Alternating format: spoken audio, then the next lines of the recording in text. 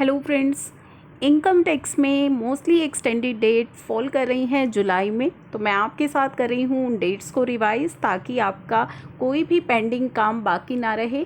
साथ ही साथ कुछ इंपॉर्टेंट अपडेट्स की भी हम इस वीडियो में बात करेंगे। तो चलिए स्टार्ट कर लेते हैं वीडियो को। दोस्तों, चैनल को ज़रूर सब्सक्राइब कर लीजिएगा, ताकि सभी important updates and important alerts आपको टाइमली मिलते रहें। तो पहले हम बात करेंगे सबसे इम्पॉर्टेंट डेट की। इनकम टैक्स इंडिया के ट्विटर अकाउंट पर ये डेट्स अपडेट की गई हैं। तो पहले हम बात करेंगे income tax return for financial year 1920 की डेट को एक्सटेंड कर दिया गया है 30 नवंबर 2020 तक। ITR 1, ITR 2 एंड ITR 4 जो फॉर्म है वो अवेलेबल हो गया है इनकम टैक्स पोर्टल पर। और जैसा कि मैंने आपको लास्ट टाइम भी कहा था, आपको जल्दबाजी नहीं करनी है। पहले आपको अपने 26 AS के अपडेट होने का इंतज़ार करना है।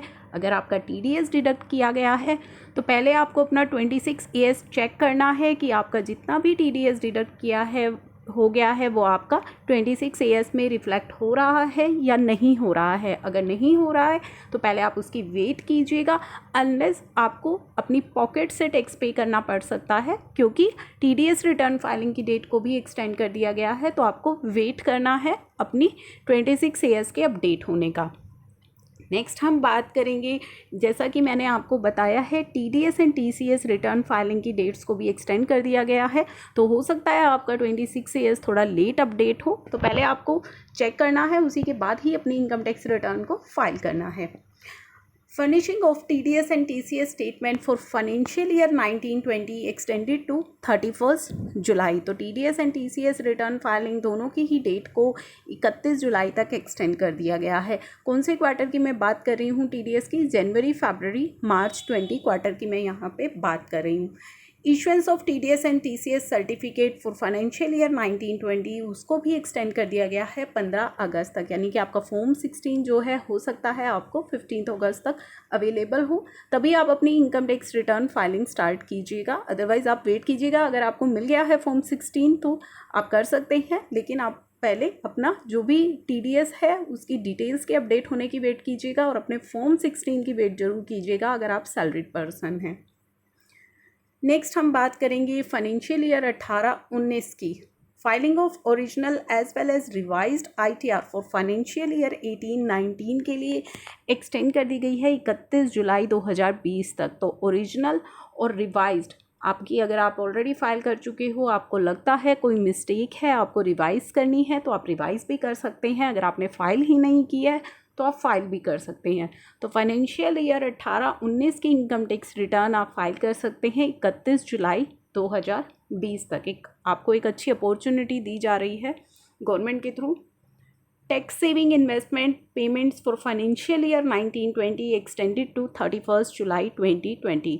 तो दोस्तों, अगर फाइनेंशियल ईयर 1920 की कोई इन्वेस्टमेंट आपकी रह गई है और आप करना चाहते हैं तो 31 जुलाई तक का समय आपको गवर्नमेंट दे रही है, आप कर सकते हैं। अभी नए ITR फॉर्म्स जब हमने डिस्कस किए थे तो उनमें हमने देखा है नए शेड्यूल्स लाए गए हैं, जिनमें आपको रिपोर्ट करनी होगी अपनी वो इन्वेस्टमेंट जो आपने की है 1 अप्रैल से लेकर 30 जून वहाँ पे लिखा गया था, लेकिन अब डेट एक्सटेंड कर दी गई है 30 जुलाई, जो कि आपकी रिलेटेड है फाइनेंशियल ईयर 19-20 से। तो इन शेड्यूल्स को इंट्रोड्यूस स्पेसिफिकली इस चेंज के लिए किया गया है, जो गवर्नमेंट ने इस बार आपको अलाउ किया है कोविड-19 को ध्यान में रखते हुए आपको इन्वेस्टमेंट अपॉर्चुनिटी दी है कि आप चाहे तो फाइनेंशियल ईयर 19-20 की इन्वेस्टमेंट आप कर सकते हैं 31 जुलाई 2020 तक। Payment of self assessment tax in cases of tax liability up to ₹1 lakh extended to 30th November 2020। तो यहाँ पे आपकी सेल्फ असेसमेंट टैक्स की लाइबिलिटी अगर 1 लाख तक की है तो उसकी पेमेंट को एक्सटेंड कर दिया गया है 30 नवंबर तक। अगर 1 लाख से ज़्यादा है तो फिर आपके लिए एक्सटेंशन नहीं है। इसी के साथ अभी एक रीसेंट नोटिफिकेशन आई थी, नोटिफिकेशन नंबर 38 जो 26 जून को आई थी। अगर आप न्यू टैक्स रेजिम के अकॉर्डिंग टैक्स पे करना चाहते हैं, आपको पता है फाइनेंस एक्ट 2020 के थ्रू 2 टैक्स रेजिम का ऑप्शन आपको दिया गया है। एक तो ओल्ड, जिसके अकॉर्डिंग आप अभी तक टैक्स पे करते आ रहे हैं, एक न्यू टैक्स रेजिम इंट्रोड्यूस किया गया है जिसमें आपको कंसेशनल रेट से टैक्स देना होगा, लेकिन वहाँ पे आपको कुछ डिडक्शंस और एग्जम्पशंस का बेनिफिट नहीं मिलेगा। और यहाँ पे पे इंडिविजुअल और HUF के लिए ही ये नई टैक्स स्लैब जो है लेकर के आई गई है, और ये सभी के लिए सेम है, चाहे आप सीनियर सिटीज़न हैं, आप सुपर सीनियर सिटीज़न हैं, या फिर आप नॉर्मल टैक्स पेयर हैं, तो आप सभी के लिए सेम जो है हमारी टैक्स स्लैब रहेगी। अब उसके अंदर आपको एक एग्जम्पशन अलाउ कर दी गई है नोटिफिकेशन नंबर 38 के थ्रू। क्या है वो exemption for tour travel and conveyance expense की। ये नोटिफिकेशन मैंने आपके साथ डिटेल में डिस्कस की है अपने चैनल पर। अगर आपने वो वीडियो मिस कर दी है तो आप वो वीडियो देख लीजिएगा, आपको समझ में आ जाएगा कि कौन से ये टूर एंड ट्रैवल की बात की जा रही है।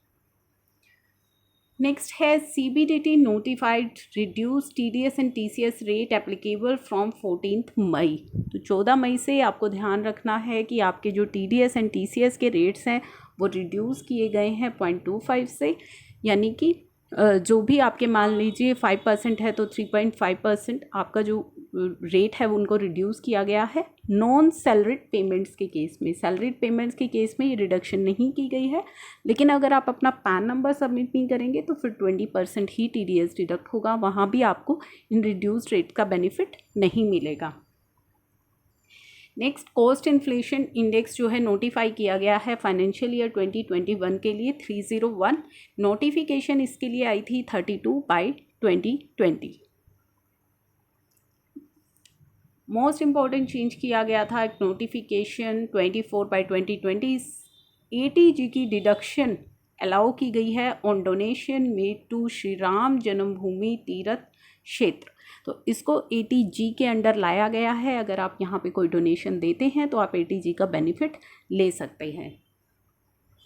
निल और lower rate TDS TCS certificates के केस में काफ़ी सारे क्वेरीज आती हैं कि क्या डेट्स एक्सटेंड की गई हैं, कब तक आपको ये सबमिट करना है। तो दोस्तों जो आपके पुराने 15G 15H थे वो केवल 30 जून तक ही वैलिड थे।